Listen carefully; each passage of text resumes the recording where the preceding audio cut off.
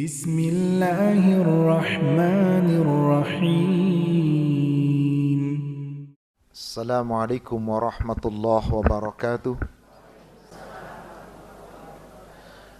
Innal hamdalillah nahmaduhu wa nasta'inuhu wa nastaghfiruh wa na'udzu billahi min syururi anfusina wa sayyiati a'malina.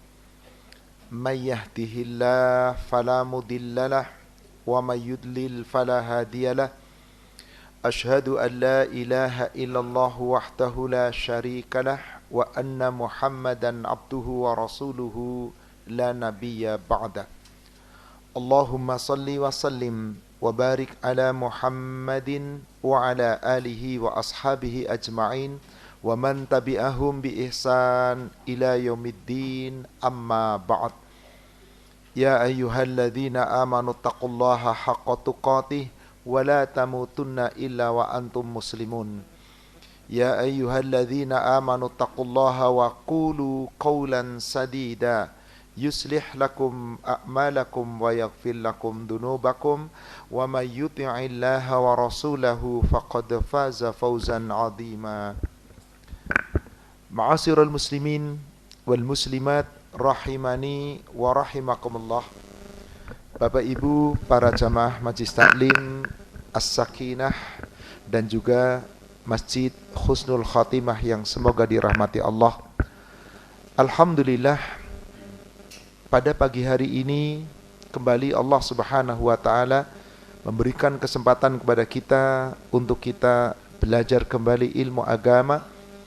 Dan pagi ini insyaallah kita akan membahas kajian tematik dengan tema hikmah di balik bencana. Salawat serta salam semoga terlimpahkan, tercurahkan kepada Nabi kita Rasulullah Muhammad sallallahu alaihi wasallam. Semoga tercurah kepada seluruh keluarga, sahabat dan seluruh pengikutnya hingga yaumil akhir. Kita orang Indonesia pada umumnya apabila ada sesuatu musibah pasti dikatakan apa?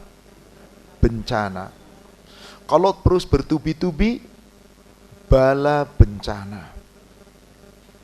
Lalu kalau begitu banyaknya kerusakan di alam, bencana alam.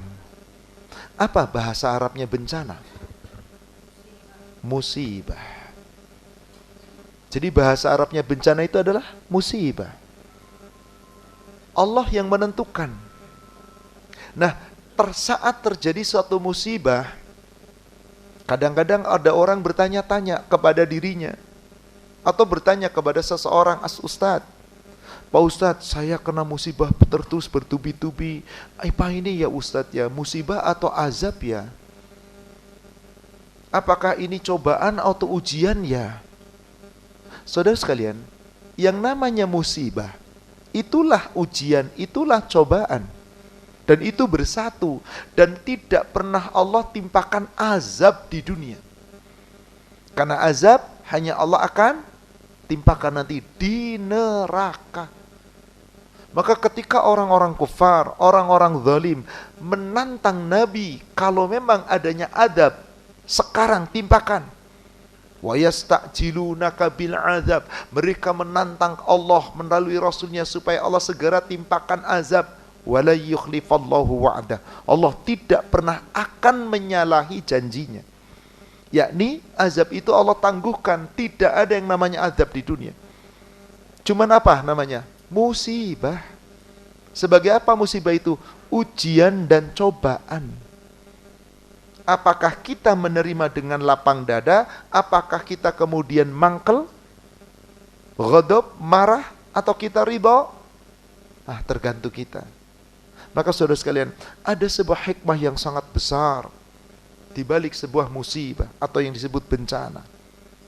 Yang jelas, pertama kita harus pahami dulu, setiap kita orang-orang yang beriman wajib meyakini adanya musibah. Karena musibah itu bagian dari apa? Takdir. Musibah yang mana? Yang baik atau yang buruk? Buruk ataupun baik? Syarr atau khair? Tidak sempurna iman seorang hamba ketika dia telah beriman 5 rukun iman semua miliki. Iman kepada Allah, iman kepada hari akhir, iman kepada malaikat, iman kepada kitab-kitab, iman kepada Rasul. 5 diimani, tapi tidak iman kepada takdir buruk atau baik, gak sempurna imannya. Maka musibah yang terjadi di muka bumi ini semuanya adalah takdir ketetapan Allah. Qaddarullah. Mari kita uraikan dulu beberapa ayat tentang ini. Pertama, kita buka surat 21, surat Al-Anbiya, ayatnya ayat yang ke-35. A'udzu billahi minasyaitonir rajim. Kullu nafsin dha'iqatul maut. Setiap yang bernyawa akan merasakan mati. Dan sebelum kematian kita tiba, kata Allah, wa nabluukum bisyarri wal khair fitnah. Kami akan timpakan kepada kamu bala, musibah. Apa bentuk musibahnya? Bisyarr wal khair, sebagai musibah buruk atau baik. Fitnah, sebagai cobaan. Kami pasti akan timpakan kepada kamu bala. Apa itu bala? Ujian. Sebagai apa bala itu?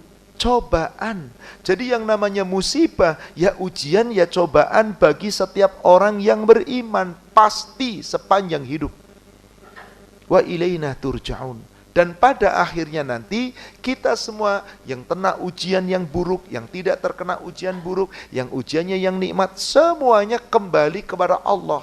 Nanti Allah akan mintai pertanggungjawaban kepada kita semua bagaimana kita dalam menghadapi ujian itu. Contoh, Bapak Ibu, ketika kita sekolah, pengen lulus atau tidak? Ada ujian enggak? Ada cobaan apa enggak? Ada musibah apa enggak? Sepanjang kita sekolah, kita mengalami musibah, kita mengalami ujian, kita mengalami cobaan. Apa musibahnya yang dibebankan kepada kita? Soal-soal, ulangan, harian, tugas-tugas, PR, dan seterusnya. Yang paling beratnya ujian akhir. Nah, soal yang kita hadapi, itulah yang dimaksud bala, ujian kita itu. Bisa nggak kita mengerjakan soalnya? Maka ujian yang ditetapkan kadang-kadang ada yang mudah, kadang-kadang ada yang susah. Kalau susah yang disalahin siapa? Guru, dosen. Gurunya payah nih, soalnya susah banget. Loh, Anda nggak belajar kok.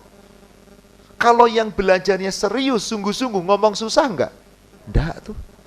Meskipun berat melaksanakannya, tapi tetap mudah bagi dia. Akhirnya bisa diselesaikan melalui proses panjang. Seperti itulah kita umat Islam. Ada yang kuat menghadapi musibah buruk karena dia sudah tahu ilmunya. Dia tahu pengetahuannya, dia punya iman. Tapi ada enggak orang-orang baru kena musibah kecil sudah kolaps? Ngambek sama Allah, lari dari Allah. Maka inilah dia, wa nabluukum bisyarri wal khairi fitnah. Allah akan menguji kamu dengan keburukan dan kebaikan.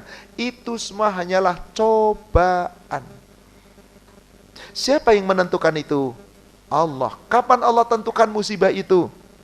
Sebelum Allah mewujudkan kita. Bahkan sebelum Allah ciptakan langit dan bumi. Surat Al-Hadid, surat 57, ayat 52. Afwan, ayat 22, saya hilaf. Ayat 22, afwan. Enggak sampai 52. Allah Subhanahu wa ta'ala berfirman,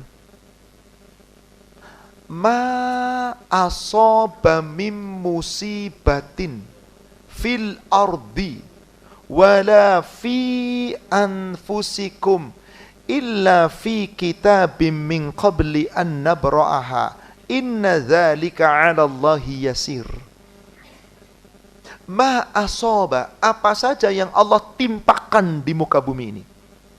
Min musibatin, dari suatu musibah, dari suatu bencana. fil ardi, yang terjadi di muka bumi ini. Biasanya kalau dengar bencana alam, pasti yang rusak adalah alam.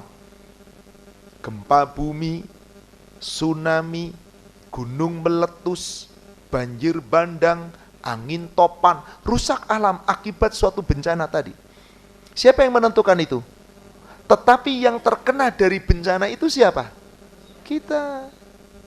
Dan sesungguhnya bukan hanya kita manusia, binatang-binatang, pepohonan, alam juga rusak. Tapi penyebab rusaknya alam itu didominasi kesalahan manusia. Maka Allah katakan, ma asaba min musibatin fil ardi, apa saja suatu musibah, suatu bencana yang terjadi di muka bumi, awala anfa'ala wala anfusakum, atau yang menimpa dirimu sendiri. Fi anfusikum, di dalam diri kita, kita sakit, kita paling ringan sakit sampai paling berat, atau sakit yang diakibatkan bencana tadi, atau bukan sakit yang kita derita, tapi hilangnya harta dan yang lainnya. Itu semuanya kata Allah, illa fi kitabim min qabli an nabraha. Sudah Allah tetapkan, sudah Allah wujudkan sebelum Allah mengadakan, mewujudkan, menciptakannya. Inna dzalika 'ala Allahi yasir. Bagi Allah menetapkan suatu musibah, suatu bencana sehebat apapun, sampai sekecil apapun, yasir, mudah, sangat mudah. Kemudian, kenapa Allah sampaikan ayat ini? Allah firmankan di ayat ke-23-nya, likai la ta'sau 'ala ma fatakum wa la tafrahu bima atakum. Allah sampaikan ayat ini bahwa musibah pasti menimpa kita sepanjang kita hidup, yang buruk atau yang baik, agar supaya ketika kamu luput dari apa yang kamu inginkan, jangan terlalu bersedih. Bapak Ibu kena musibah buruk sedih apa enggak? Kena musibah buruk cengengesan, enggak waras ini. Pasti sedih, tapi enggak boleh terlalu bersedih. Kalau sedih, dia tetap bisa mengendalikan diri, dia tetap ibadah kepada Allah. Tapi kalau terlalu bersedih, dia berpaling dari Allah. Jangan, kata Allah. Sebaliknya, wala tafrahu bima atakum. Ketika kita mendapatkan kenikmatan, kebaikan, jangan terlalu bersukacita. Bapak Ibu dapat nikmat, gembira atau tidak? Gembira atau tidak? Yang tidak boleh terlalu gembira. Apa terlalu gembira? Dia tidak bersyukur, bahkan dia bermaksiat dengan nikmat yang ada. Jangan, kata Allah. Maka di ujung ayatnya Allah katakan, wallahu la yuhibbu kulla mukhtalin fakhur. Sesungguhnya Allah tidak menyukai orang yang sombong dan membanggakan diri. Siapa yang dimaksud orang sombong di sini? Orang yang kena musibah buruk, dia lari dari Allah. Orang yang dapat nikmat musibah yang baik, dia pun lupa diri, tidak ingat Allah. Maka itu sombong, kata Allah.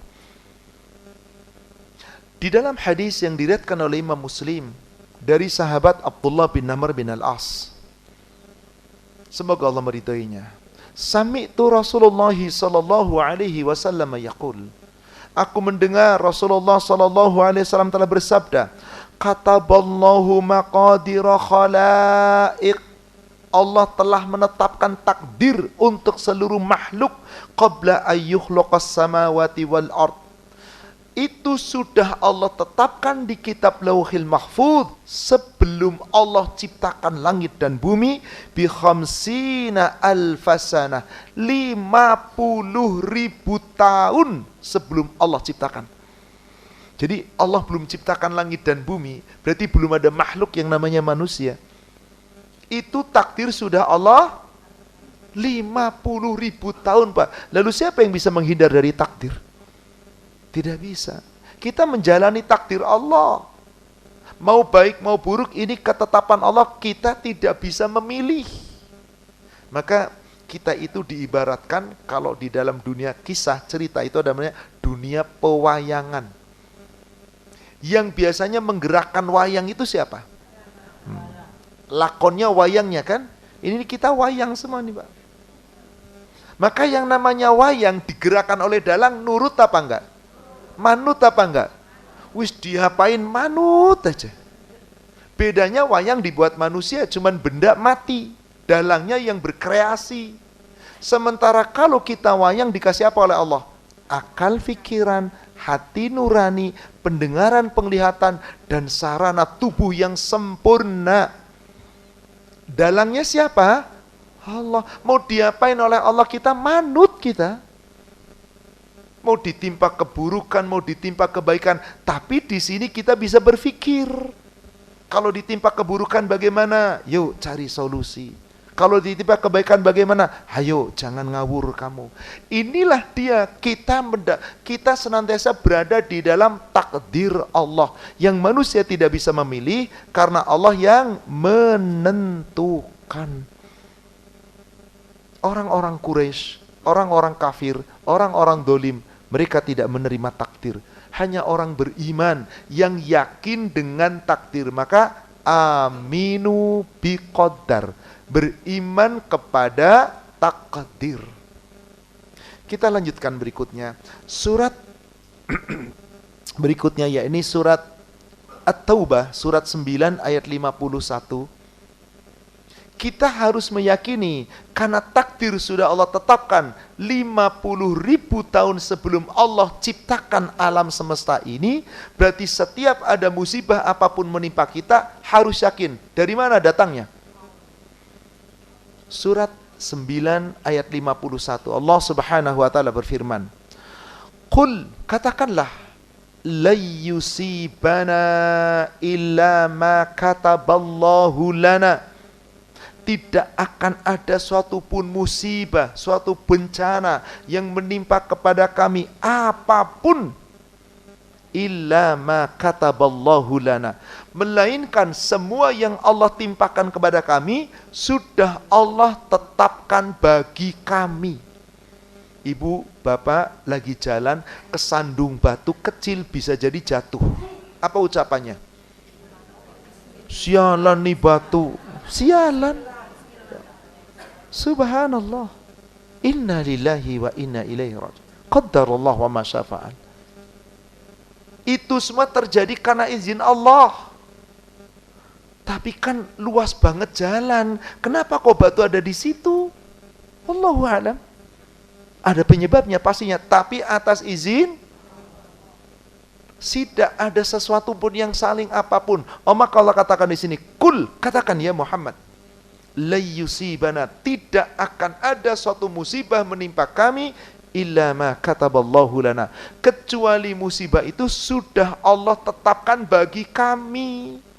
Dari sakit yang paling ringan sampai sakit yang paling berat, sampai tertusuk duri sekalipun, apapun yang menimpa kami, baik itu kenikmatan atau kesusahan, sudah ditetapkan oleh Allah dan pasti menimpa kami.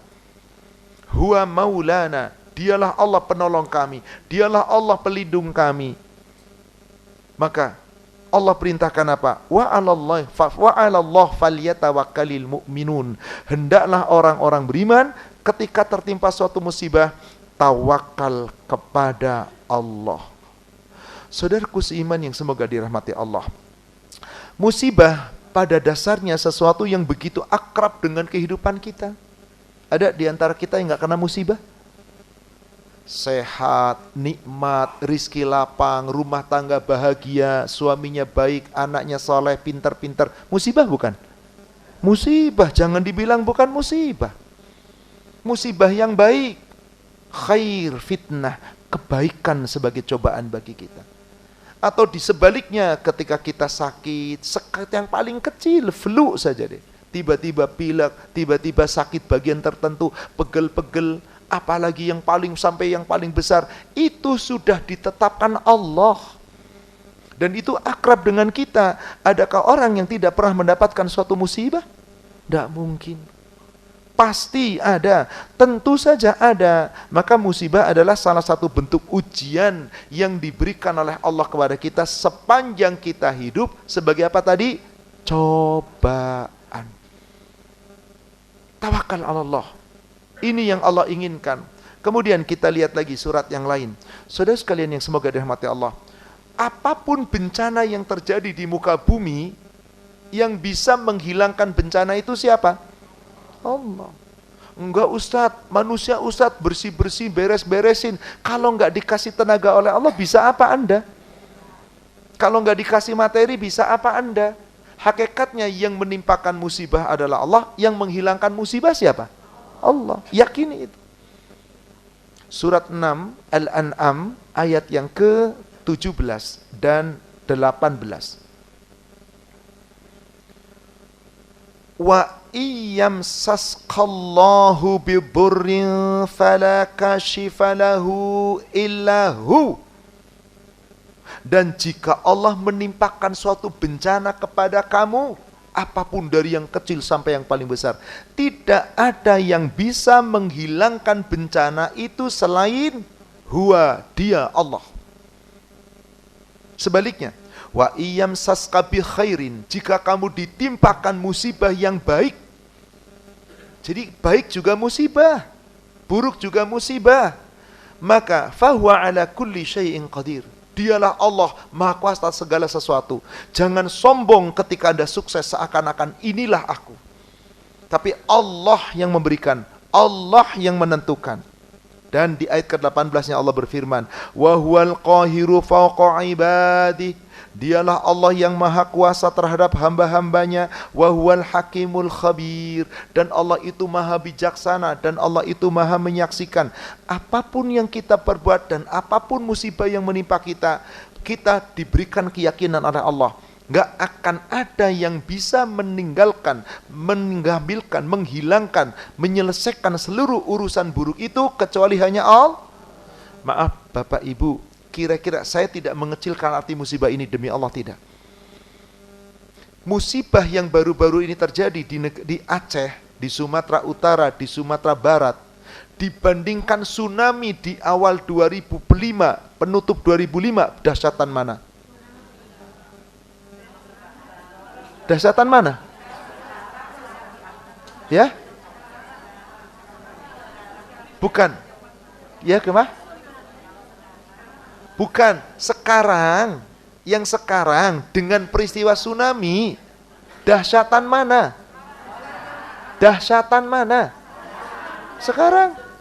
Ya jelas tsunami dong Ibu. Lebih dahsyat tsunami. Betul apa enggak? Tsunami berapa yang mati? Kalau cuma di negara kita ratusan ribu. Tetapi di seluruh yang kena tsunami, Allahu Akbar. Dahsyatan tsunami, Bu. Meskipun kerusakannya tidak seperti sekarang. Kerusakannya, tapi dahsyatnya, kalau dahsyat itu kan cakupannya lebih luas. Sama sekarang, cuman di bagian sedikit Aceh, Tita Aceh Tamiang, sebagian Sumatera Utara, sebagian Sumatera Barat. Betul apa enggak? Apakah seluruhnya? Tapi memang kerugiannya yang menimpa karena hancur. Kalau dulu masih bisa diperbaiki, tapi itu skala kecil sebetulnya jika dibandingkan dahsyatnya kiamat, apalagi siksa neraka nanti. Gak ada apa-apanya, Pak. Maaf, demi Allah, saya bukan mengecilkan arti itu. Saat tsunami terjadi, semua pada berduka apa enggak? Sekarang Anda ke Aceh kelihatan enggak bekas tsunami? Tinggal kenangan. Oh, kapal yang ada di tengah-tengah dijadikan monumen. Kok bisa kapal segede ini di daratan ya? Kan? Bekasnya hilang apa enggak? Coba di Jepang, saat terjadi tsunami, dahsyat apa enggak? Kerugiannya dibandingkan negara kita, enggak ada apa-apanya, Bu.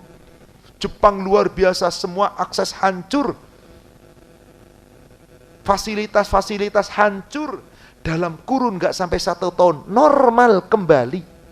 Itulah dunia, sedahsyat apapun bencana bisa dinormalisasi. Siapa yang memberikan itu? Allah, semua sarana dari Allah melalui usaha manusia. Maka setiap ada bencana apapun, siapa yang bisa menghilangkan? Allah. Jangan sombong, ini loh aku, ini loh negara kuat, ini loh superpower. Jangan. Lihat lagi surat 10, surat Yunus ayat ke-107. Wa iyyamsasqallahu bidurrin fala kashifa lahu illa hu. Dan jika Allah menimpakan suatu bencana kepadamu, sama persis tadi di surat 6 ayat ke-32. Tidak ada yang bisa menghilangkan kesusahan itu kecuali hanya Dia, Allah. Wa iyuridka bi khairin, dan apabila Allah menghendaki kepada kamu musibah yang baik, kebaikan-kebaikan, fala radda li fadli, maka tidak ada yang dapat menolak karunia-Nya. Manusia puluhan tahun dikasih nikmat, boro-boro bersyukur. Giliran dapat susah sebentar aja, ya Allah, dosa apa? Teriak-teriak, ngaku dosa apa lagi? Sholatnya diabaikan, ditinggal, macam-macam alasan. Jadi sebetulnya nanti kita akan membahas ini hikmahnya. Ini mukadimah tentang musibah dulu biar kita yakini. Nanti yang kita bahas secara khusus adalah hikmah di balik bencana, hikmah di balik musibah. Apa hikmah yang terkandung? Tapi nggak mungkin kita bisa mencari hikmahnya kalau kita belum tahu makna musibah dan bagaimana kejadian itu sendiri.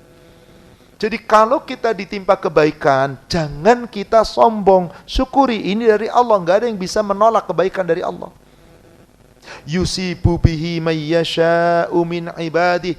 Allah timpakan musibah. Apakah musibah yang buruk, apakah musibah yang baik, itu terserah Allah. Allah timpakan kepada siapapun dari hamba-hamba Allah yang Allah kehendaki. Wa huwal ghafurur rahim, dan Allah itu adalah zat yang Maha Pengampun lagi Maha. Bagi orang yang beriman, ada musibah, kira-kira imannya bertambah atau berkurang? Bertambah atau berkurang? Nanti kita akan bahas pada bab tentang hikmah di balik musibah. Jelas sekali beberapa ayat akan saya sampaikan. Surat At-Taghabun, surat 64, ayat yang ke-11. Surat At-Taghabun, surat 64, ayat yang ke-11. Ma asaba mim musibatin illa bi'idznillah. Tolong kita tanamkan pada hati kita.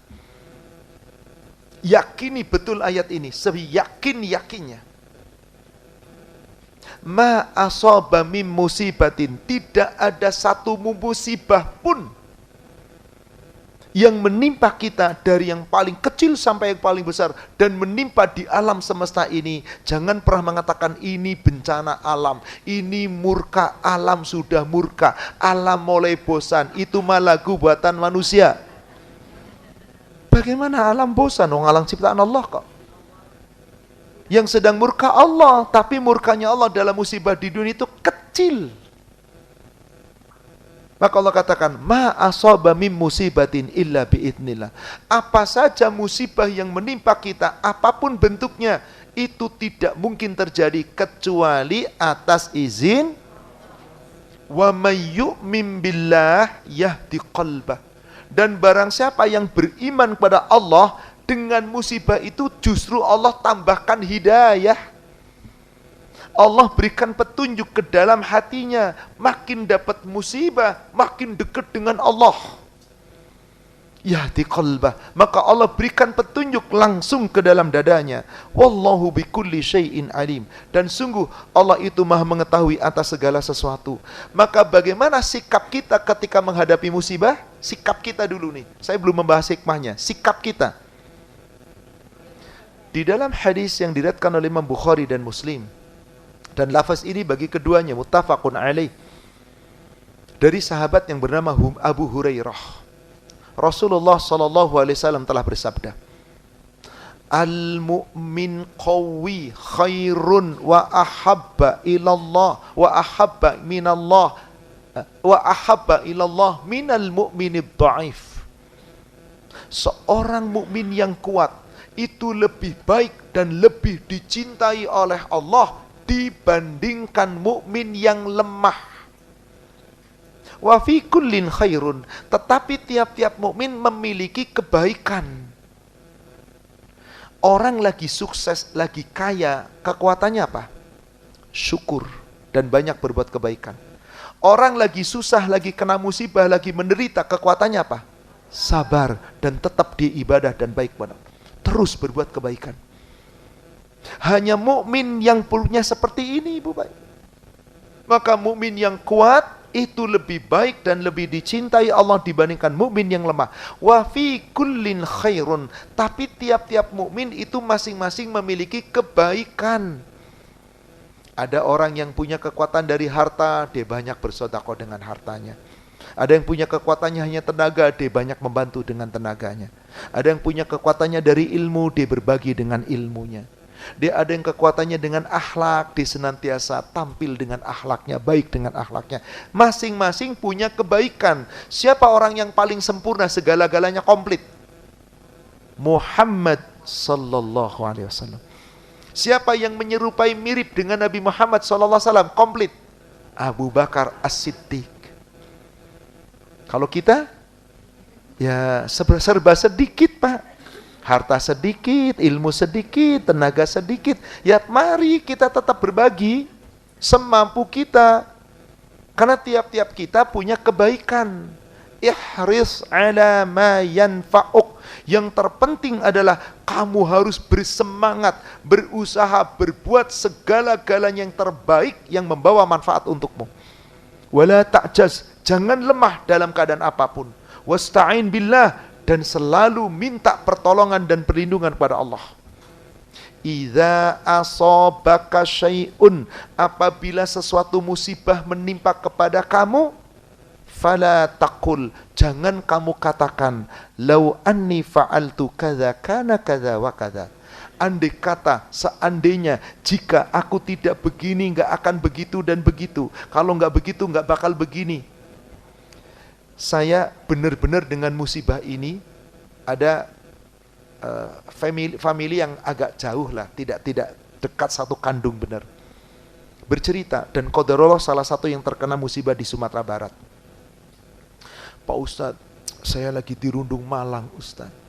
Kenapa? Saya kena musibah, Ustadz. Rumah saya hancur di sana, Ustadz. Habis tertimbun tanah. Padahal tahu nggak, Ustadz? Kalau saya seandainya, saya nyesel banget. Seandainya itu terjadi, saya nggak bakal nyesel, Ustadz. Tunggu. Coba ceritakan bagaimana. Saya punya tanah, punya rumah, nggak besar sih Pak Ustadz. Sedang dipasarkan, dijual. Kalau laku harganya sekitar 1,2 miliar. Ada yang nawar sudah sampai 1 juta kok, saat 1 miliar 50 juta. Aduh, saya belum lepas Ustadz. Kenapa? Sayang. Kalau nggak butuh-butuh amat, saya juga nggak bakal jual. Sebetulnya paling rendah 1,2, sudah yang nawar 1 miliar 50, kurang berapa berarti? Saya nggak lepas Ustadz. Terus? Itu dia yang saya sesali. Coba andai kata. Loh kenapa memang? Ya Allah Ustadz, itu 3 hari sebelum kejadian. Jadi 3 hari sebelum kejadian, dia harusnya dapat duit berapa? 1 miliar 50 juta kejual. Sekarang dapat berapa? 0, bahkan rugi. Untuk bangun lagi butuh biaya, betul?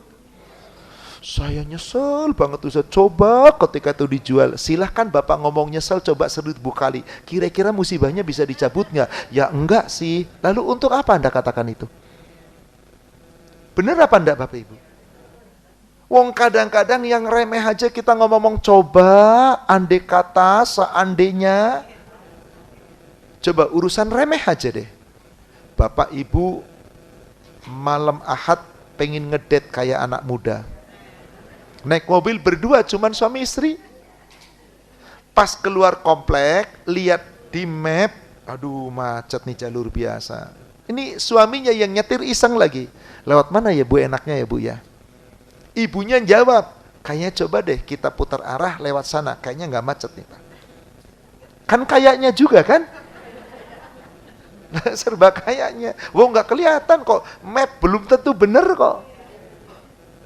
Apa yang terjadi? Mengikuti kata istri. Setelan, bener pilihanmu lancar ternyata. Ngomong pertama, begitu sampai suatu tempat stuck. 5 menit, 10 menit, 1/4 jam. Tuh gara-gara kamu Sui milih tempat ini. Macet kan? Tadi ngomong pilihanmu tepat. Belum lama sudah gara-gara kamu. Coba tadi nggak lewat sini. Itu sepanjang jalan itu ribut tuh suami istri itu. Makanya manyun pastinya, Pak. Itu baru kesempatan musibah kecil. Pernah mengalami enggak Bapak Ibu? Saya yakin. Allahu Akbar. Adakah gunanya kata-kata coba, andai kata, seandainya? Jangan. Maka tadi kata Rasul bagaimana?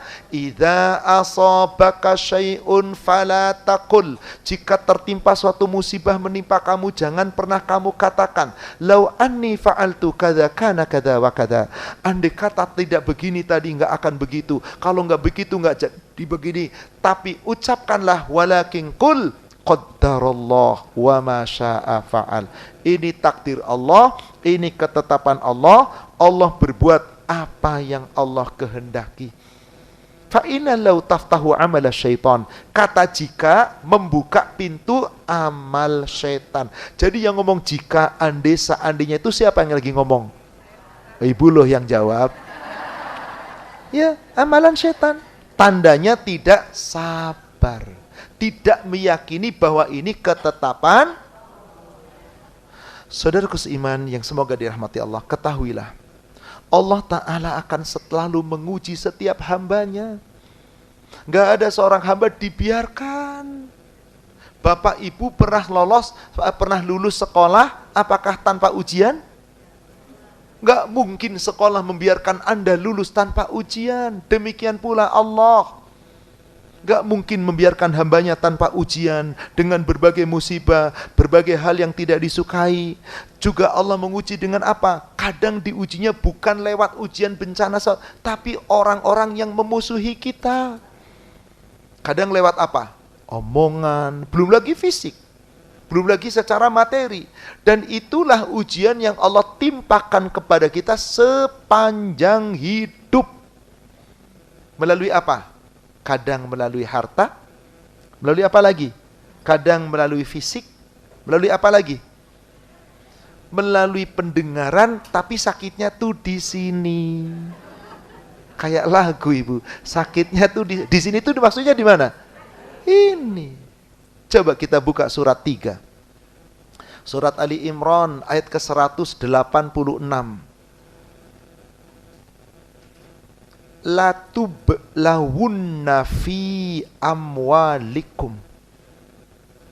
Sungguh benar-benar kami pasti akan menguji kamu. Kami timpakan bala, kami timpakan bencana, kami timpakan musibah kepada kamu, baik melalui harta kamu, wa anfusikum, dan juga melalui jiwa-jiwa kamu. Wala tasma'unna minal ladzina utul kitaba min qablikum wa minal ladzina asyraku adzan katsira. Kamu akan diuji melalui apa tadi Bapak Ibu? Harta. Kedua, fisik. Ketiga, pendengaran. Kamu akan mendapat hinaan dan celaan yang sangat banyak dari orang-orang kafir, orang-orang yang telah diberi kitab sebelummu, dan orang-orang musyrik. Bahkan terkadang dari sesama muslim. Hinaan, celaan yang banyak, yang sangat menyakitkan. Tapi jangan pakai lagu Bu, jangan. Cukup menyakitkan hati. Subhanallah, saya yakin ibu bapak dikasih oleh ujian nikmat. Harta melimpah ruah, fisiknya sehat, sukses usahanya, semuanya ada. Tapi oleh tetangga dihina terus, dicela terus, difitnah terus, kedengeran tiap hari. Kira-kira bapak gimana, ibu gimana? Pindah aja yuk, di sini nggak nikmat. Berapa hari Nabi diuji seperti itu? Tiap hari. Kalau gitu berapa hari kalau tiap hari? 13 tahun di Mekah. Sejak jadi Nabi. Hinaan dan celaan. Kira-kira kalau kita gimana ya? Kurus kering kali, bayangkan. Subhanallah. Ketika menghadapi hinaan celaan seperti itu, Allah cuma turunkan satu ayat pendek. Di surat 73. Ayat yang ke-10. Fasbir ala ma yaqulun wahjurhum hajran jamila. Ya Muhammad, Allah tahu dihina, dicela, dan seterusnya. Bahkan puncaknya diusir, dikejar, hendak dibunuh. Jadi kira-kira tiga-tiganya dialami nggak oleh Nabi dan para sahabat? Iya, terutama Nabi. Melalui harta iya, melalui fisik iya, melalui hinaan, celaan iya. Allah perintahkan apa? Sabar atas hinaan mereka. Wahjurhum hajran jamila.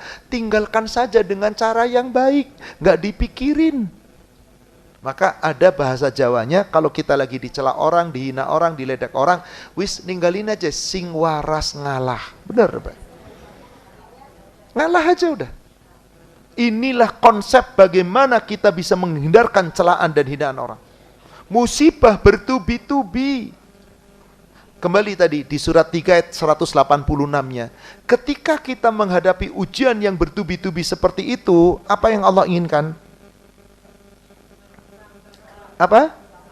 Wa in tasbiru wa tattaqu fa inna dzalika min azmil umur. Jika kamu tetap sabar, tetap bertakwa, itu loh yang paling diutamakan. Maka sifat yang paling menonjol bagi orang takwa itu apa? Sabar. Yang pertama disebut oleh Allah, ciri takwa dari 5 ciri, sabar. Di surat Ali Imran, surat yang sama di ayat yang ke-17. Sedang menceritakan ayat yang ke-16. Tawaran Allah bagi orang takwa yang tidak terlalu cinta dengan dunia, karena ada yang lebih baik dari dunia, yaitu nanti surga. Apa cirinya di situ, Bu? Ada 5. Ada 5 apa? Apa saja? As-sabirin, orang yang sabar. Was-sadiqin, orang yang benar, yang jujur dan benar perkataan dan perbuatannya. Wal-qanitin, yang tetap dalam ketaatan, dijaga taatnya. Wal-munfiqin, dan orang yang berinfak. Wal-mustaghfirina bil ashar, dan orang-orang yang banyak istighfar, mohon ampun di waktu sahur, di waktu ketika orang-orang tertidur lelap di akhir malam. Saudara sekalian, kita harus pahami, musibah yang Allah timpakan kepada kita sesungguhnya memang sudah menjadi sunatullah, ketetapan Allah. Jika kita mengaku beriman, maka siap-siaplah kita menghadapi ujian. Sebagaimana jika kita pengen menjadi murid yang lulus, siap-siaplah menghadapi ujian. Surat 29, surat Al-Ankabut, ayatnya ayat yang ke-2 dan ayat ke-3. Ahasiban nas ayyutsraku ayyakulu amanna wahum la yuftanun. Apakah manusia mengira bahwasanya apabila telah mengatakan ya Allah kami telah beriman, lalu dibiarkan saja oleh Allah tanpa ada ujian, tidak diuji lagi? Ibu, bapak sebagai guru, sebagai dosen, ada murid ngomong, Bu guru, Pak guru, Bu dosen, Pak dosen, saya ini murid yang cerdas. Saya itu murid teladan, saya itu rajin belajar. Kira-kira apa jawaban ibu? Apa jawaban bapak sebagai guru? Ya buktikan aja ntar ujian. Ketika diuji kamu kuat apa enggak? Lihat aja soal-soal tugas-tugas. Lihat aja ulangan harian, lihat aja tugas yang dibebankan, lihat aja kamu kuliahnya, sekolahnya, masuk apa enggak, lihat nanti ujian akhirnya. Ibu bapak, ujian akhir kita itu kapan? Sakratul maut. Tapi sakratul maut kita, ujian akhir kita sukses jika ulangan harian kita sukses. Apa ulangan harian kita? Sholat 5 waktu, akhlak, kesabaran, kebaikan, semuanya setiap hari kita diuji oleh Allah. Tapi ada ujian akhir di sakratul maut. Tidak mungkin orang yang ulangan hariannya baik, tiba-tiba sakratul mautnya su'ul khotimah, demi Allah gak mungkin. Ada orang yang ulangan hariannya jelek, tiba-tiba husnul khotimah, gak mungkin. Betul apa enggak? Tapi kalau di dunia orang nggak pernah belajar, nggak rajin belajar, loh kok bisa lulus, ada nggak? Bisa jadi bayar, nyontek, palsu, dan seterusnya. Dah ketika ngomong palsu jangan kesana mikirannya, jangan kesana aja, jangan lah. Dah lah, nanti Allah yang menentukan, kau ribut-ribut terus. Pusing Pak, ya Allah, negara begitu besar persoalan, gara-gara selembar kertas ribut terus, habis energi. Yang jelas yang dituntut tanggung jawab di hadapan Allah, yang menuntut juga tanggung jawab di hadapan Allah. Udahlah, nanti dibongkar, kita akan tahu Pak nanti di akhirat Pak, siapa yang benar, siapa yang salah. Dah, kita sekarang menghadapi ujian. Yuk perbaiki ulangan harian kita, yuk tugas-tugas dari Allah kita benarkan, supaya nanti ujian akhirnya dah gak usah mikir. Bedanya di dunia ujian akhir mikirnya keras banget di situ. Tapi kalau kita ujian akhir gak usah mikir, insya Allah. Cukup dengan satu kalimat, La ilaha illallah. Tapi apakah semudah itu? Tidak. Inilah saudara sekalian. Jadi tiap kita pasti akan diuji. Apa tadi ayatnya di surat 29? Ahasiban nas ayyutsraku ayyakulu amana wa hum la yuftanun. Apa manusia mengira kalau sudah mengatakan ya Allah kami telah beriman maka kamu tidak diuji lagi? Apa kata Allah ayat ketiganya? Walaqad fatannal ladzina min qablihim. Sungguh Allah telah menguji umat-umat manusia sebelum mereka, sebelum kita semua. Apa tujuan Allah menguji kita? Fala ya'lamannallahu alladzina shadaqu wa la ya'lamannal kadzibin. Supaya Allah mengetahui yang imannya benar siapa, yang imannya dusta siapa. Jadi dari ayat ini saja ada nggak hikmahnya? Salah satu hikmah. Iya, sebagai ujian kita, cobaan kita, benar nggak iman kita? Jangan-jangan omdo. Ngaku iman, tapi diuji kolaps, gagal. Kalau ujian di dunia gagal bisa ada remedial, tapi kalau ujian kita nanti di akhir hayat, gak ada remedial. Maka sekarang saatnya. Bapak Ibu, siapa yang menghadapi ujian yang paling berat? Dari Mus'hab bin Sa'id, seorang tabi'in mendengar dari ayahnya, yaitu yang bernama Sa'ad bin Sa'id. Pernah bertanya kepada Nabi SAW, Ya Rasulullah, ayyun nas asyaddu bala. Wahai Rasulullah, siapakah manusia yang paling berat cobaannya? Siapa Pak? Lihat jawaban Rasulullah. Beda dalam ketika ditanya tentang itu. Pertama kata Nabi, Al-Anbiya, para nabi-nabi. Yang kedua kemudian, Summal amsal, kemudian semisalnya. Summal amsal, kemudian semisalnya, yaitu para nabi-nabi dan para rasul-rasul dan berikutnya. Kemudian, fayubtala rajul ala hasabi dinihi. Dan kita pun akan diuji. Seseorang akan diuji dengan kondisi agamanya. Kondisi agamanya. Fa in kana dinuhu salban ashtadda bala'uh. Apabila agamanya itu kuat, agamanya itu kokoh, maka ia akan mendapat ujian yang lebih berat. Subhanallah. Maaf, kita dulu lulus TK enggak? Lulus. Pakai toga enggak? Oh, TK pakai toga. Mungkin kalau yang sekolahnya tahun-tahun awal 70-an belum ada. Tapi kalau sudah 80, 90 sudah ada. Diuji enggak anak TK? Diuji. Gimana ujiannya? Cemen. Ya Allah, suruh nyanyi, suruh berani tampil ke depan, ya kan? Diuji makan, cara makannya sopan apa enggak. Ini nikmat semua ujiannya. Begitu SD, sudah mulai mikir tuh. Ya kan? Begitulah umat Islam. Ketika baru mengucapkan syahadat, Allah ujiannya enak. Ketika masih TK, kita masih belum balik, itu nikmat. Enak, gak ada perintah, gak ada larangan. Paling mulai latihan. Begitu masuk SD, begitu masuk SMP, makin Anda tinggi gelarnya, makin berat ke ujiannya. Betul apa enggak? Ini kata Nabi demikian untuk urusan akidah.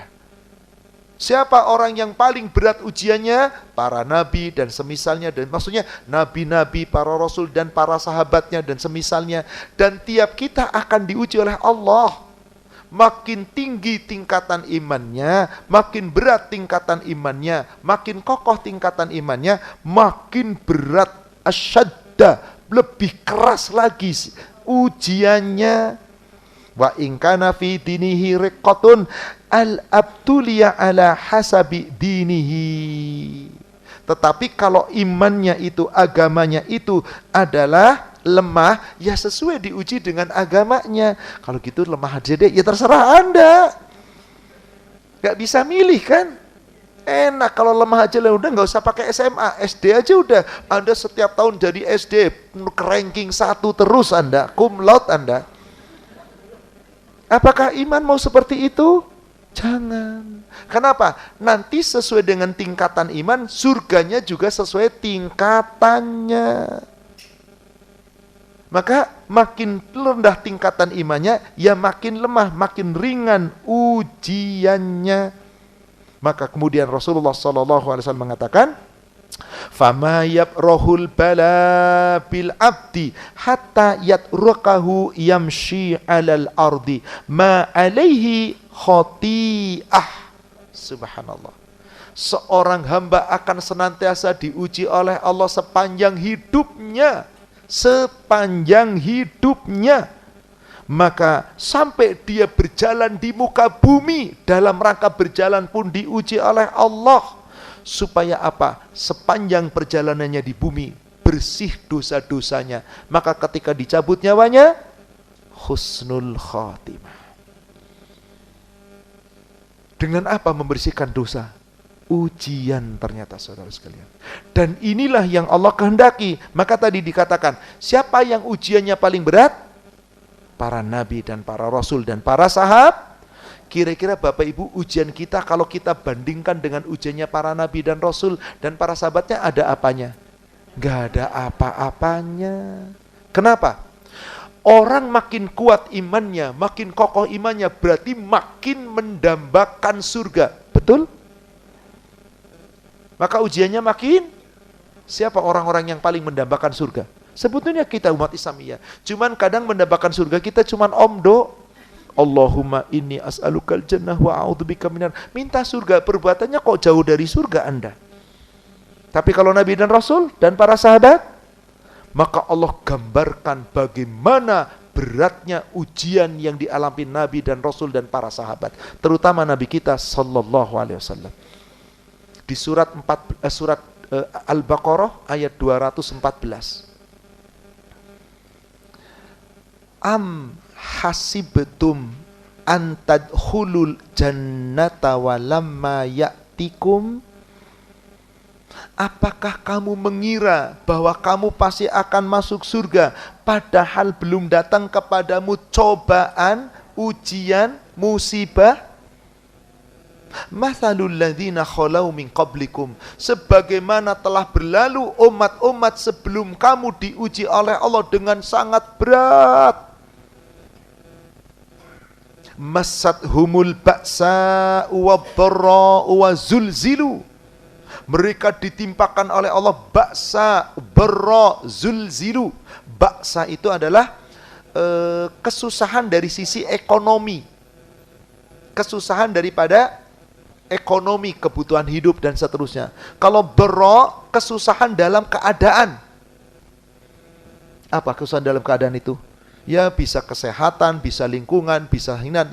Dan zulzilu, keguncangan, peperangan. Dari 3 kita mengalami berapa? Jelas zulzilu kita nggak ngalami Pak. Baksa sama dharra, sebaksanya kita itu masih bisa makan, kulkasnya untuk sepekan masih ada. Tabungannya untuk setahun masih komplit. Betul. Kita masih bisa hidup normal. Dharra, kita hampir nggak pernah kena kesusahan dari dharra, hinaan, celaan orang, permusuhan orang, hampir nggak pernah. Jadi kira-kira dibandingkan dengan para sahabat dan Nabi dan para sahabatnya, ujian kita ada apanya Ibu? Ya Allah Bapak, kecil. Di mana kita bisa tahu bahwa ini ujian yang Allah timpakan kepada Nabi dan orang beriman, yaitu sahabat yang mengikutinya. Itu lanjutan ayatnya. Hatta, sehingga saking beratnya ujian itu, yaqular rasul walladzina amanu ma'ah. Saking beratnya ujian bertubi-tubi, Rasul dan orang beriman berdoa memohon kepada Allah. Apa doanya? Saking beratnya ujian, satu kalimat keluar. Mata nasrullah, ya Allah, kapan datang pertolonganmu ya Allah. Jadi berkeluh kesah kepada Allah boleh nggak saat kena musibah? Ya Allah, betapa berat musibahku ini ya Allah. Kapan kau cabut musibahku ini ya Allah? Kapan berakhir musibah ini ya Allah? Ya Allah, tolonglah hamba. Anda mengadu, Allah makin seneng. Tapi jangan ditambahin, dosa apa saya ya Allah? Mimpi apa? Begini amat cobaan. Ya Allah, kok mimpi-mimpi dibawa-bawa? Ada kan orang Islam yang ngomongnya gitu, dosa apa saya? Salah apa saya? Lah dosamu berjibun gak kehitung kok. Jadi cara ngeluhnya salah. Mari kita pasrahkan kepada Allah. Mata nasrullah, ya Allah, kapan datang pertolonganmu ya Allah? Coba jawaban Allah apa? Cuman satu. Ala inna nasrullah qarib. Ketahuilah, pertolongan Allah pasti datang. Qarib, dekat. Dekat sekali. Apa maksudnya dekat? Tenang wahai hamba, kamu mendapat ujian cuman lagi hidup doang. Kalau udah mati, itu pertolongan Allah datang dekat sekali, karena kematian kita bahkan tidak sadar. Maka dimaksud pertolongan Allah adalah pertolongan Allah bagi ujian seorang mukmin adalah kematian. Maka di dalam tafsir ayat ini dijelaskan pertolongan itu dekat. Kenapa? Kematian itu sangat dekat dengan kita. Sampai Allah katakan apa? Lebih dekat dari urat nadi kita yang kita nggak tahu kapan kita mati. Kapan kita diputus urat nadi kita? Kenapa dikatakan kematian itu pertolongan yang paling dekat? Sebab sejak ditolong oleh Allah di kematiannya, gak ada susah lagi. Betul apa betul? Maka orang-orang yang imannya benar, takwanya benar, kalau kena musibah jawabannya cuma satu. Khaira, kebaikan. Kalau kena nikmat jawabannya satu. Khaira, kebaikan. Gak ada keburukan. Wal khair kulluhu fi yadaik. Semua kebaikan ada pada Allah. Surat 16 agak panjang suratnya dari ayat ke-31, 30, 31, 32.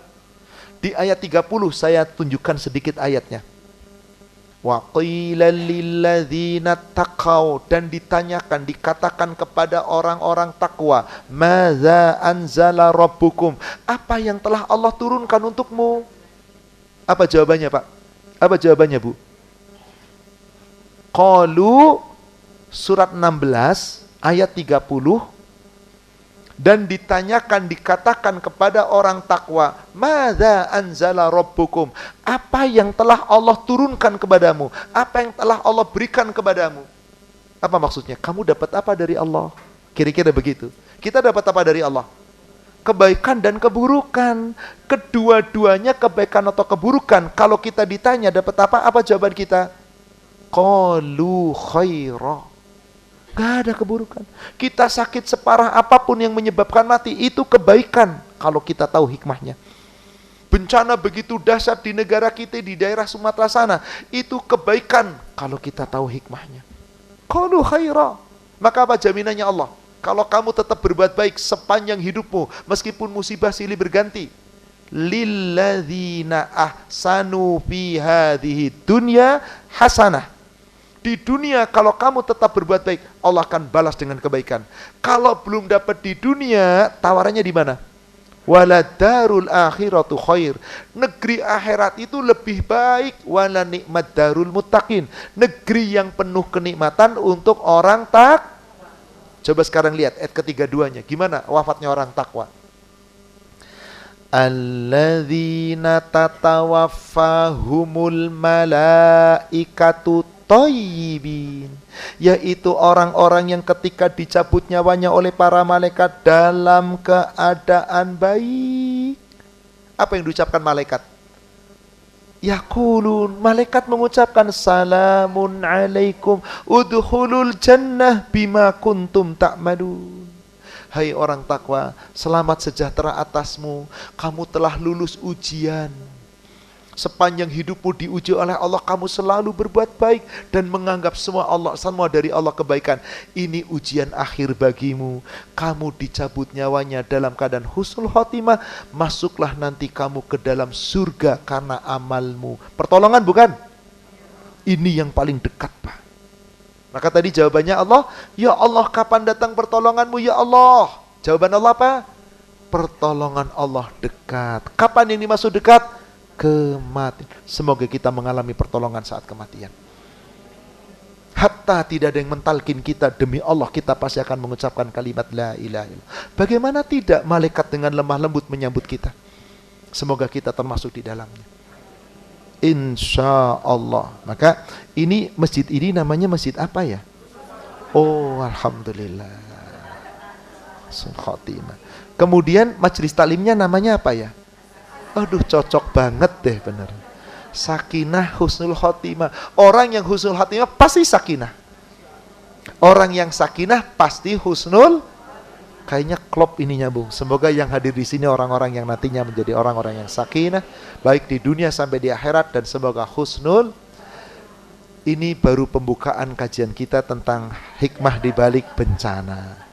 Jadi PR kita bulan depan, saya tadinya sudah mulai bahas kitab, tapi kita pending dulu ya Bu ya. Saya akan menguraikan apa sih hikmahnya di balik itu.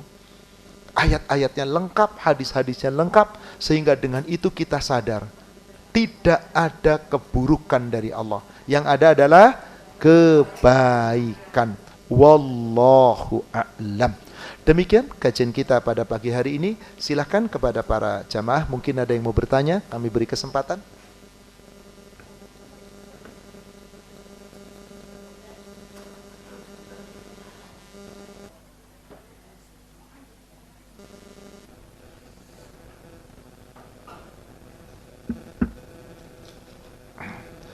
Ustadz, ketika terkena musibah, bagaimana sikap seorang muslim ketika dicoba kelaparan dan kehausan dan sekitarnya banyak yang menjarah makanan? Bolehkah kita ikut atau diam saja menahan lapar dan haus? Saya nggak mungkin ibu kehausan, wong air banyak kok. Ngapain mesti menjarah? Lapar, nggak mungkin ibu ke tetangga nggak dikasih. Jadi bagaimana saat menghadapi ini? Sabar. Karena memang terkadang Allah menguji kita kelaparan dan kehausan. Meskipun duit kita mungkin ada, tapi saat itu lapar dan haus. Orang yang kena musibah bisa jadi demikian Ibu. Apa perintah Allah? Di surat Al-Baqarah 155. وَلَنَبْلُوَنَّكُمْ بِشَيْءٍ مِّنَ الْخَوْفِ وَالْجُوعِ وَنَقْصٍ مِّنَ الْأَمْوَالِ وَالْأَنفُسِ وَالثَّمَرَاتِ وَبَشِّرِ الصَّابِرِينَ. Dan sungguh kami pasti akan menguji kamu. Apa ujiannya? Bisyai'im minal khauf, dengan sedikit ketakutan, kekurangan. Kurang apa? Kurang bahan makanan, dengan rasa takut, kurang buah-buahan, kurang minuman dan seterusnya. Sampaikan kabar gembira bagi orang yang sabar. Gak boleh ikut menjarah, haram hukumnya. Tetap kita tidak boleh mengambil hak orang lain. Pertanyaan apa yang ditanya pada saat yaumil hisab pada suami istri di hadapan Allah? Suami ditanya, bagaimana kamu nguruh istrimu? Istri ditanya, bagaimana kamu berbakti kepada suamimu? Tetapi pertanyaan itu secara global di dalam hadis yang diriwayatkan oleh Imam Ad-Darimi disebutkan, la yazulu qadama 'abdin yaumal qiyamah hatta yus'al an arba'. Tidak akan tegak bergeser kedua kaki seorang hamba di hari kiamat sebelum ditanya 4 pertanyaan. Dan antara suami dan istri sudah mencakup pertanyaan ini. Apa yang pertama? An umurihi fima afna. Umurmu kamu habiskan untuk apa? Jadi suami istri kan menghabiskan umur berdua. Kamu habiskan untuk apa? Bagaimana terhadap istri, bagaimana terhadap suami, itu mencakup. Wa an ilmihi fima fa'ala bi. Ilmumu kamu amalkan untuk apa? Kita nyari ilmu, dimanfaatkan apa enggak? Maka ilmu yang paling baik apa? Ilman nafi'ah. Yang ketiga, wa an malihi min aina tasaba wa fima anfaqah. Hartamu dari mana kamu dapatkan? Bagaimana cara mencarinya? Wa fima anfaqah. Lalu diinfakkan untuk apa? Kemana kamu gunakan? Mencarinya ditanya, kemananya ditanya. Yang keempat, wa an jismihi fima ablah. Dan tubuhmu, apa yang kamu lakukan oleh tubuhmu ketika kamu hidup sampai kematian menimpamu. Jadi suami yang suka KDRT itu ditanya nanti. Istri-istri yang suka bentak-bentak suami ditanya tuh mulutnya, kenapa kok kasar sama? Kadang saya heran beneran deh, istri kalau lagi ngobrol sama teman-teman, apalagi teman sekolah, lembut banget, sama istrinya judes banget. Ya Allah, kalau suami ngomong nggak dijawab dengan lembut, mungkin karena sudah dimiliki ya Bu ya. Itu. Kalau sudah dimiliki kan jadinya begitu. Sama suami juga begitu. Sebelum memiliki, ya Allah kalau ngerayu, begitu sudah dimiliki, aduh. Mari kita berlaku lemah lembut.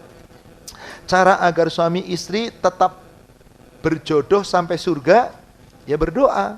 Rabbana hablana min azwajina wa dhurriyyatina qurrata a'yun waj'alna lil muttaqina imama. Itu doa yang sangat luar biasa. Itu doanya Nabi SAW dan doanya para nabi-nabi dan doanya orang-orang ibadur rahman, hamba-hamba yang disayang Allah di surat Al-Furqan surat 25 ayat 74. Afan Ustadz, di tengah maraknya para pemimpin zalim yang ada di negeri ini, apakah Allah memberikan teguran dengan adanya bencana banjir bandang yang penuh dengan kayu gelondongan, disebut gelondongannya, untuk membuka kejahatan manusia yang merusak alam? Bagaimana seharusnya setiap hamba dalam menghadapi azab ini? Begini, Bapak Ibu, biasanya ketika Allah menimpakan suatu musibah, Allah timpakan suatu bencana di suatu negeri, yang Allah tetapkan, yang Allah tegur pertama kali, tahu nggak Ibu, Bapak, siapa? Ketika Allah menegur, siapa yang pertama ditegur? Coba lihat surat 17. Surat Al-Isra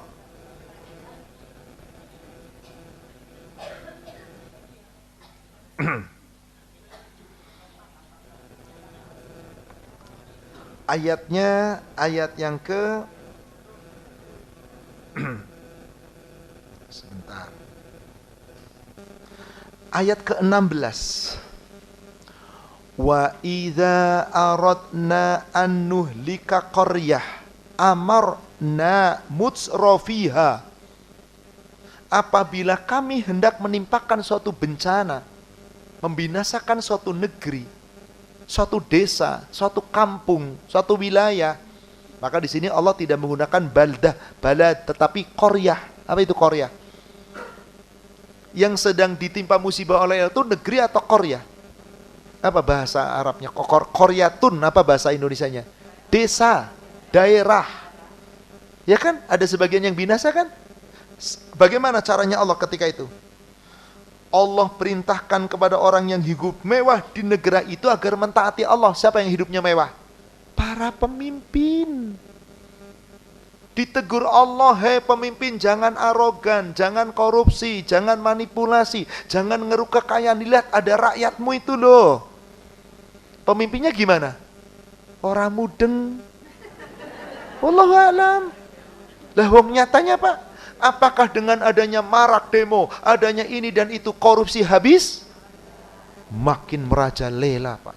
Dan na'udzubillah, luar biasa berapa banyak yang dikorupsi. Apa yang terjadi kemudian? Setelah itu diperingatkan harusnya nurut. Fafasaku fiha. Ternyata mereka durhaka. Para pemimpin yang hidupnya mewah, para pejabat, para pengusaha, para konglomerat hanya memperkaya diri, nggak ingat rakyat. Apa yang terjadi? Fahaqqa 'alaihal qaul fadammarnaha tadmira. Tetap kalimat Allah kepada penduduk negeri yang pemimpinnya seperti itu. Maka Allah binasakan negeri itu. Tetapi bukan negerinya seluruhnya ya Pak ya. Kalau zaman dulu, negerinya Nabi Nuh binasa, negerinya Nabi Saleh binasa, negerinya Nabi Hud binasa. Tapi kalau sekarang Allah tunda, tidak disegerakan. Jadi bagaimana sikap kita? Dah, kita nggak usah ngomong pejabat. Percuma. Subhanallah, Allah firmankan di surat 16 ayat 112. Surat 16, surat An-Nahl ayat ke-112. Allah sedang memberikan sebuah perumpamaan. Kira-kira perumpamaan ini cocok gak di negara kita? Wa daraballahu masalan qaryatan kanat aminatan mutmainnah ya'tiha rizquha raghadan min kulli makan. Allah membuat suatu perumpamaan, suatu daerah, suatu desa, suatu kota, suatu negeri yang dulunya aman, mutmainnah, tentram. Rizquha raghadan min kulli makan. Rizkinya mengalir dari segala penjuri. Dari manapun ada rizki di tempat itu. Apa yang terjadi? Harusnya bersyukur apa enggak? Fakafarat bi an'umillah. Penduduk negeri itu ingkar kepada nikmat Allah. Enggak yang rakyatnya.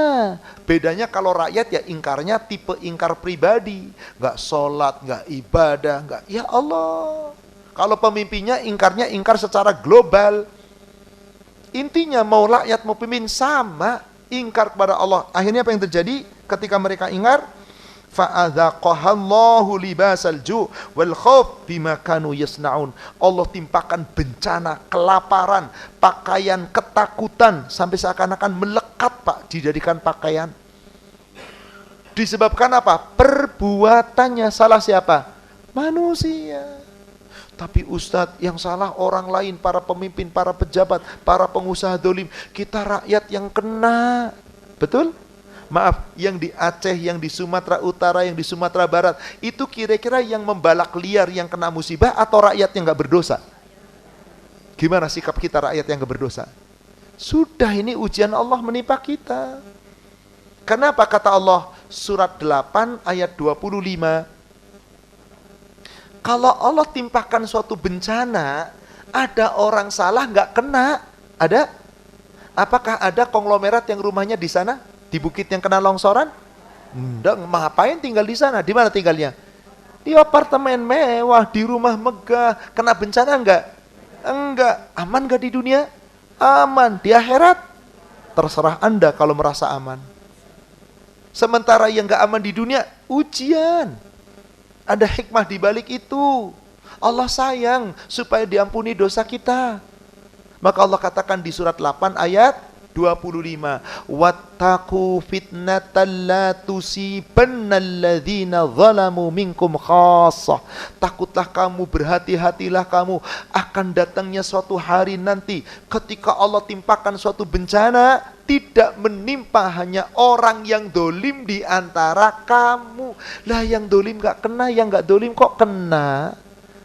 Berani ngomong, Allah gak adil nih, silakan ngomong begitu. Ini ketetapan Allah, Allah maha adil. Memang dia dikasih nikmat hanya dunia. Sementara yang kena musibah sabar dikasih nikmatnya nanti dunianya sedikit tapi udah ditolong saat mati. Maka apa kata Allah di ujung ayatnya? Apa kata Allah? Wa'lamu annallaha syadidul iqab. Ketahuilah bahwasanya siksaan Allah itu lebih dahsyat, lebih keras, lebih berat. Maka mari kita berhusnuzon sama Allah. Kenapa?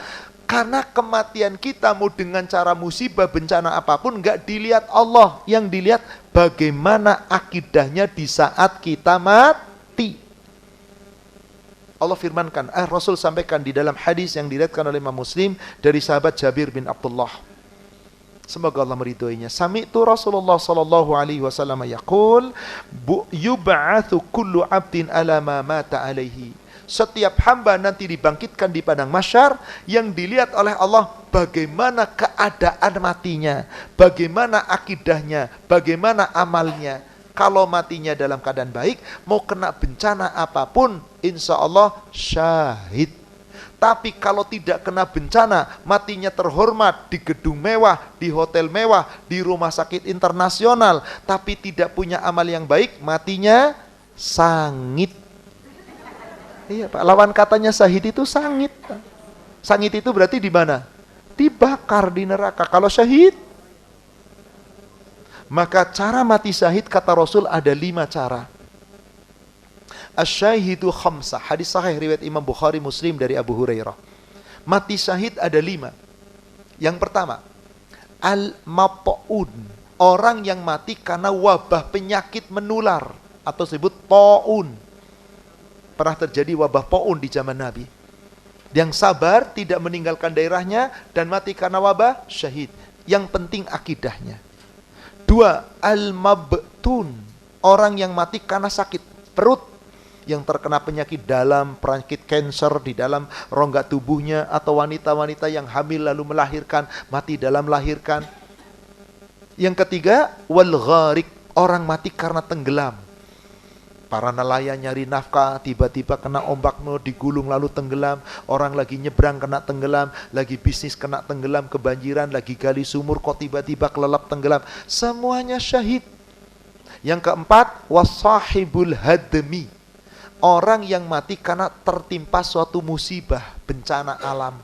Dikatakan bencana alam, pada sahibul hadmi, yaitu orang yang dikenakan suatu tempaan. Tanah longsor, banjir bandang, tsunami, gunung meletus, gempa bumi, angin topan, pohon runtuh. Semua musibah itu dikenakan oleh Allah sepanjang dia imannya benar, akidahnya benar, maka siapa yang syahidnya paling tinggi kedudukannya?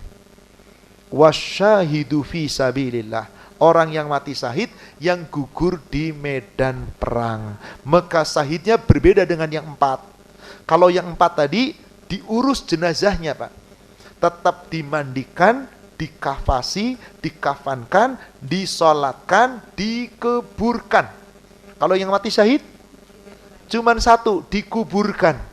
Tidak dimandikan, tidak dikafankan, tidak dikafasi, tidak disolatkan, langsung maka menjadi syahid nanti, bahwa dia mati memang di medan perang. Kata Nabi, dalam keadaan seperti itu, jangan ada yang dikurangi, jangan ada yang dilucuti.